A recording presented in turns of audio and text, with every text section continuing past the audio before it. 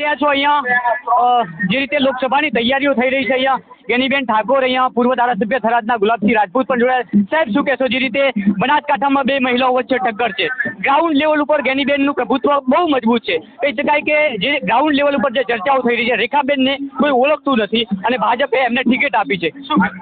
બે મહિલા બનાસકાંઠાના નથી, એક આપણા અહીંના ગેનીબેન છે, એક પાટણ લોકસભાના રેખાબેન છે. પોતાનો જે પાડોશીઓ કોમ આવે આપણો ને 28 વર્ષથી રાજકારણમાં છે, દરેકના સુખ દુઃખના ભાગીદાર બન્યું છે, લોકોના સમાધાન કરાયા, કોઈ ઝઘડાયા નથી અને પ્રેમ દેખો તમે બધાનો છે.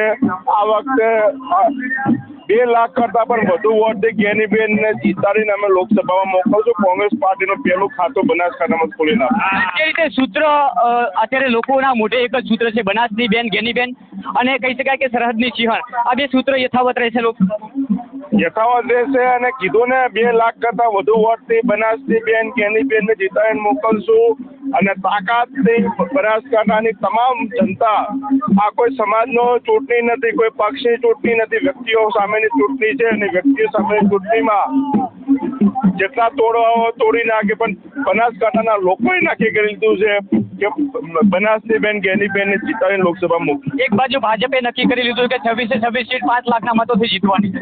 કાલે બનાસકાંઠાના સાંસદ સરબતભાઈ કહેતા 1 લાખથી જીતીએ છે, એટલે 5 થી 1 તો આવી ગયા. ચૂંટણી પૂરી થતા સુધી 2 લાખથી કોંગ્રેસ. એક માટે કોંગ્રેસને મહેનત કરવાની સખત મહેનત નહીં, તાકાતથી લડશું, જેવી રીતે લડવી તેવી રીતે લડશું ચૂંટણી, અને બનાસકાંઠામાંથી કોંગ્રેસનો પંજો લોકસભામાં મોકલી આપશું. ચોક્કસથી હતા પૂર્વ ધારાસભ્ય થરાદના ગુલાબસિંહ રાજપૂત અને જીતનો વિશ્વાસ વ્યક્ત કર્યો છે.